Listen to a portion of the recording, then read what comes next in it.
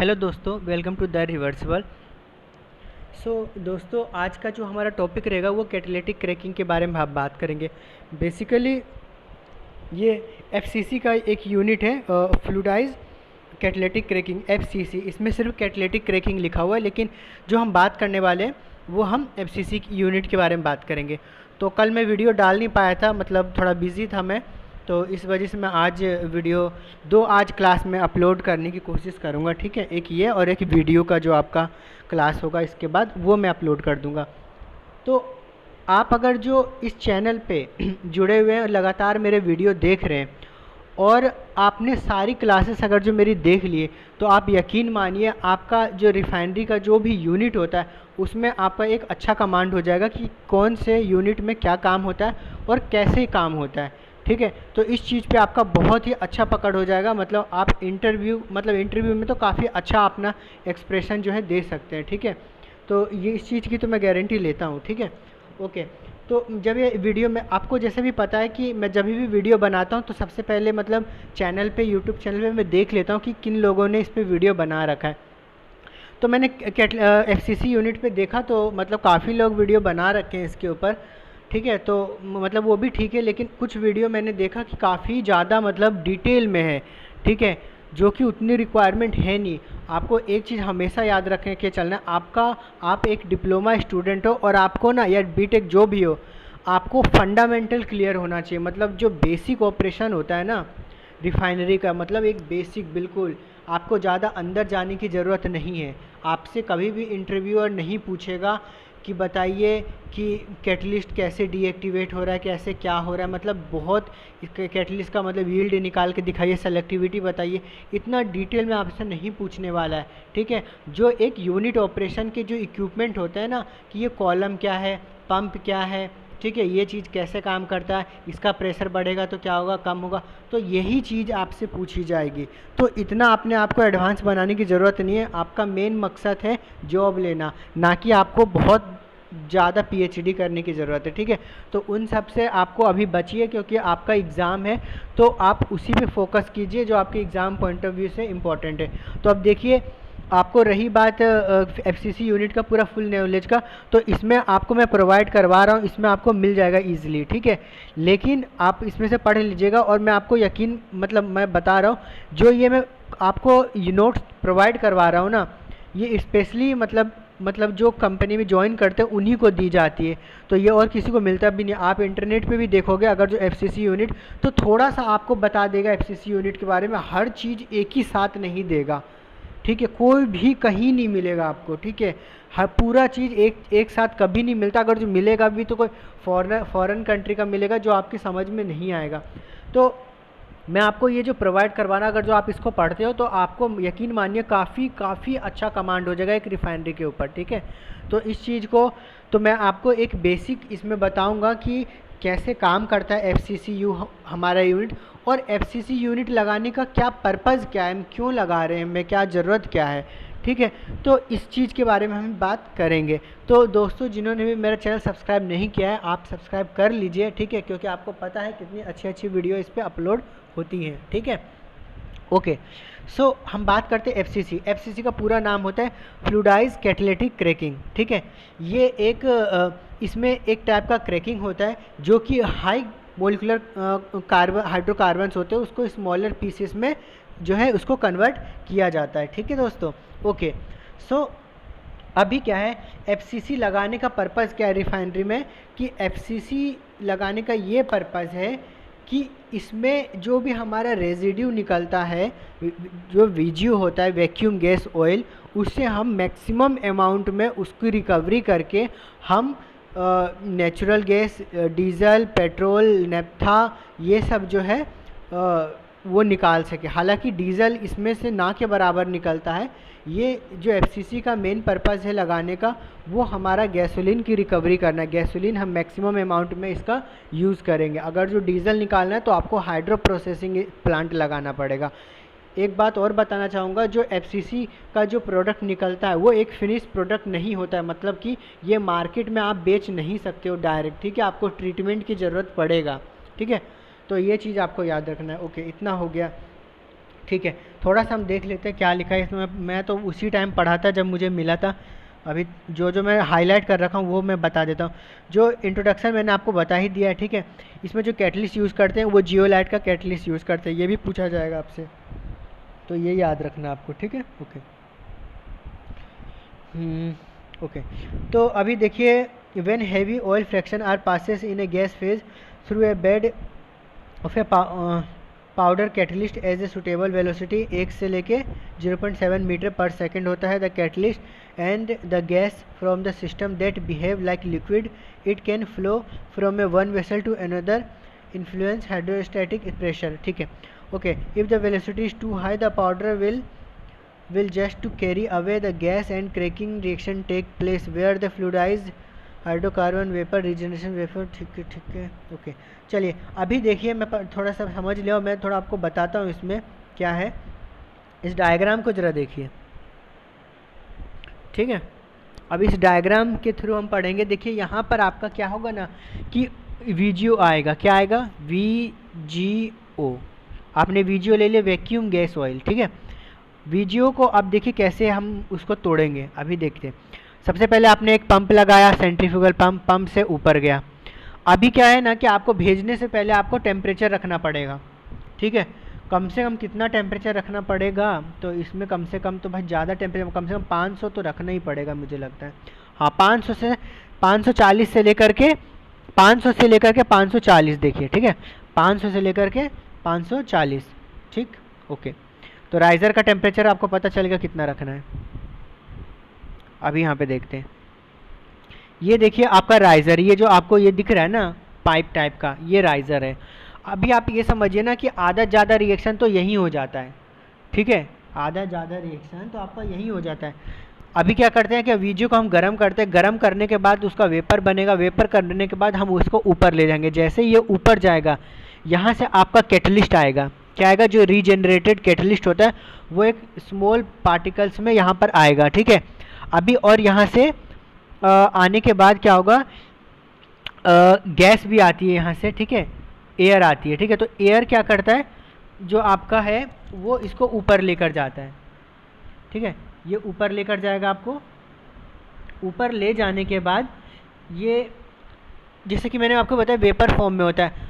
तो इतना उसमें वेपर होता है कि उसको पाउडर फॉर्म में मिक्स करके उस वेपर को ऊपर लेकर जाता है, ऊपर लेके जाता है। तो क्रैकिंग जियोलाइट कैटलिस्ट यहीं पर होता है, इसी लाइन में, ठीक है। तो इसी लाइन में क्या होता है ना, आपका क्रैकिंग हो जाता है, ठीक है, वेपर के फॉर्म में। अब वो वेपर क्या होता है, ऊपर जाता है, ऊपर जाता है, और यहाँ पे कैटलिस्ट स्ट्रिपर कलेक्टर होता है। तो उसमें क्या होता है कि आपका जो वेपर है वो आपका इसमें कलेक्ट होकर लिक्विड बनता है, ठीक है। लिक्विड जब आपका कलेक्ट होगा तो वो स्ट्रिपर सेक्शन में होगा। वहाँ से जो भी आपका लाइट कंपोनेंट होगा ना, जो गैस क्या होगा, स्ट्रिप आप होगा। स्ट्रिपर का काम ही होता है कि लिक्विड में से गैस को रिमूव कर देना। तो वो गैस क्या होगा, ऊपर चला जाएगा। जब ये ऊपर चला जाएगा, ठीक है, तो उसका बाद में बात करेंगे ऊपर जाने के बाद क्या होता है। तो यहाँ से क्या होता है, इस वाले जो आपका जो स्ट्रिपर है यहाँ पे साइड में, जैसे देखिए मैं बताता हूँ, एक मिनट। जैसे ये समझिए कि ये ना कुछ इस तरीके का होता है, ठीक है। ये लिक्विड जाएगा, एक मिनट,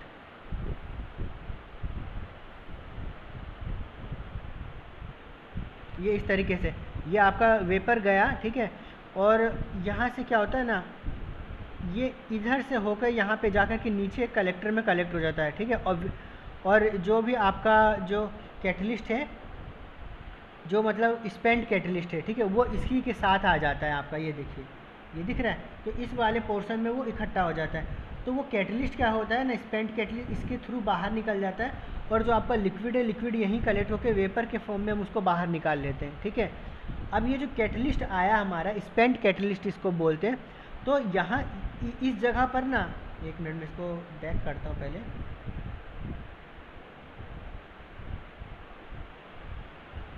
यहाँ पे तो आपका एयर का सर्कुलेशन होता है, एयर जाता है यहाँ पे, ठीक है। और यहाँ पर क्या होता है, कैटलिस्ट आता है। तो ये जो है ना, मतलब P1 और ये P2, तो ये हमेशा पॉजिटिव होना चाहिए। क्या होना चाहिए, पॉजिटिव। पॉजिटिव नहीं होगा तो क्या होगा, ये यहाँ से हाइड्रोजन आ रहा है, ठीक है। और यहाँ से आपका जो है, अगर जो एयर चला गया तो ये बहुत ही मतलब एक्सप्लोजिव, मतलब फिर तो ब्लास्ट हो जाएगा। इसलिए ना इसमें ये बहुत ही ज़्यादा डेंजर है। ये जो पोजीशन मैं आपको दिखा रहा हूँ, ये जो पोजीशन है ये आपका बहुत खतरनाक पोजीशन है। यहाँ पे एक वाल्व लगा रहता है, प्लेट टाइप का वाल्व होता है, स्लाइडर वाल्व उसको कहते हैं। वो स्लाइड क्या होता है, जैसे ही देखता है वो प्रेशर कम हो रहा है तो वो स्लाइड को बंद कर देता है, क्योंकि अगर तो थोड़ा सा भी एयर इधर से इधर चला गया तो ये बहुत ही एक्सप्लोजिव इसमें रिएक्शन होकर इसको फट सकता है, ठीक है। तो इसलिए क्या करते हैं कि ये इधर का जो प्रेशर है ना, यहाँ का स्ट्रिपर का, वो हमें ज़्यादा मेंटेन रखते हैं, क्योंकि फ्लो हमारा एक बेड बना हुआ है, फ्लो बना हुआ है, तो लिक्विड मेंटेन रहता है, तो वहाँ पर क्या होता है आपका जो प्रेशर है वो बना रहता है। तो यहाँ से इधर तो आ सकता है, ठीक है, यहाँ से इधर तो आ सकता है, लेकिन इधर से इधर नहीं जा सकता है। आया समझ में? मतलब जो आपका रिएक्टर सेपरेशन वेसल है वहाँ से आपका रीजनरेटर में तो आ सकता है गैस, ठीक है, ओके, स्पेंट कैटलिस्ट, लेकिन इधर के गैस को उधर जाने नहीं देता है, ठीक है। आपको क्यों नहीं जाने देता है वो पता चल गया, वाल लगा रहता है बीच में, ठीक है। अब ये कैटलिस्ट यहाँ पर आता है ना, तो होता क्या है दोस्तों कि ये इस तरीके से ना, एक मिनट, यहाँ पे क्या होता है, जैसे कैटलिस्ट गिरा तो इस तरीके का इकट्ठा होना चाहिए था। आप देखो कैटलिस्ट गिरेगा तो यहाँ तो ज़्यादा हो जाएगा कैटलिस्ट, ठीक है, और यहाँ पे खाली रह जाएगा, और यहाँ से आप एयर दे रहे हो, देखो नीचे से एयर जा रहा है ना, ये वाला कंबशन एयर जा रहा है, तो एयर क्या होगा, यहाँ पे अच्छा से रिएक्शन इधर कुछ हो पाएगा, इधर नहीं हो पाएगा, तो यहाँ से ये क्या होगा, CO बन के जाता है, ये CO2, और ऊपर में मतलब ऑक्सीजन रहता है हमारा, और इसका कुछ रिएक्शन होता है, मुझे याद नहीं आ रहा है क्या रहता है इसमें, ऑक्सीजन, ठीक है, और इसका कार्बन डाइऑक्साइड, ऐसे कुछ रिएक्शन होता है। तो इसमें क्या होता है ना कि जो रिएक्शन मतलब यहाँ बॉटम में होना चाहिए ना, वो ऊपर होने लगता है। तो इस वजह से हम क्या करते हैं, यहाँ पे एक ना ये बहुत बड़ा रहता है रीजनरेटर, आप देखोगे ना बहुत ही ज़्यादा डायमीटर रहता है। यहाँ पे एक ना प्लेट लगा रहता है, और यहाँ पे कैटलिस्ट गिरता है, तो ये क्या करता है सब में ना डिस्ट्रीब्यूट कर दे, फैला देता है इस तरीके से, तो बीच में बराबर तरीके से ये कैटलिस्ट मतलब इकट्ठा हो जाता है, तो ये अच्छी तरीके से कैटलिस्ट यहाँ पे बैठ जाता है। फिर होता क्या है कि उसके बाद यहाँ पे आ गया, तो ये कैटलिस्ट, ये यहाँ पे हाई टेम्परेचर होता है, तो ये क्या होता है कैटलिस्ट को ना, मतलब जो भी कैटलिस्ट को अगर जो ड्राई करते हैं तो वहाँ से जो भी कैटलिस्ट में कोकिंग या मेटल वगैरह जो एक्टिव साइट होता है हमारे कैटलिस्ट का, उसमें जाके चिपक जाते हैं। चिपक जाने से उसका कैटलिस्ट का जो लाइफ होता है ना वो कम हो जाता है। तो वो क्या करता है, हम हाई टेम्परेचर पर अगर जो हीट करेंगे ना तो वो क्या करेगा, हाइड्रोजन मतलब वो उससे उसके साथ बॉन्डिंग बना के ना ऊपर की ओर निकल जाता है। मतलब एग्जैक्ट पूरा, अगर जो आपका ऐसा आप सिंपल लैंग्वेज में मैं बताऊं तो अगर जो आपके पास कुछ मान लीजिए एक बॉल है, ठीक है, आपके पास बॉल है, अब वो बॉल क्या हो गया, नाली में गिर गया, तो नाली में गिर गया तो वो क्या हो गया, काला हो गया, काला होने के बाद वो सूख गया है, ठीक है, काला हो गया मतलब गीला हो गया है।